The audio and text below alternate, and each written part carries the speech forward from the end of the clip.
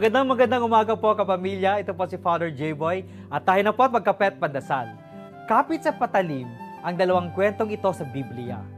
Wala nang ibang mahingian ng tulong ang babaeng 12 taon nang inaagasan.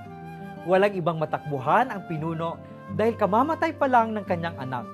At naniniwala siyang maaaring buhayin pa ni Jesus ang pinakamamahal.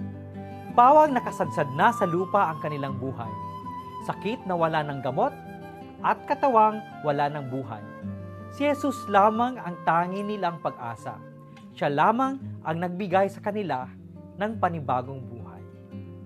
May piraso sa ating mga puso na wala ng kulay, tulad ng katawan ng babaeng inaagasan. May mga parte ng ating buhay na nawawala na ng malay, tulad ng anak ng pinuno.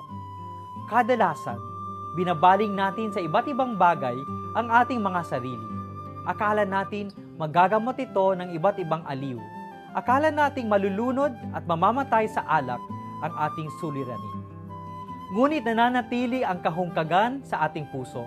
Hindi napapawi ang lumbay sa ating kaluluwa at nawawala na ng gana ang ating diwa. Iisa lamang ang tanging gamot sa lahat ng ito.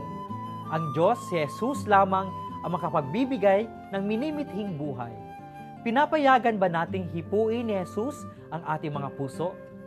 Madalas, kapamilya, alam natin na tanging pagbabalik loob lamang sa Diyos ang solusyon. Manalangin tayong huwag sanang mag-atubili sa paglapit sa Diyos dahil siguradong ibabalik niya sa atin ang kulay sa ating buhay. Magandang umaga po.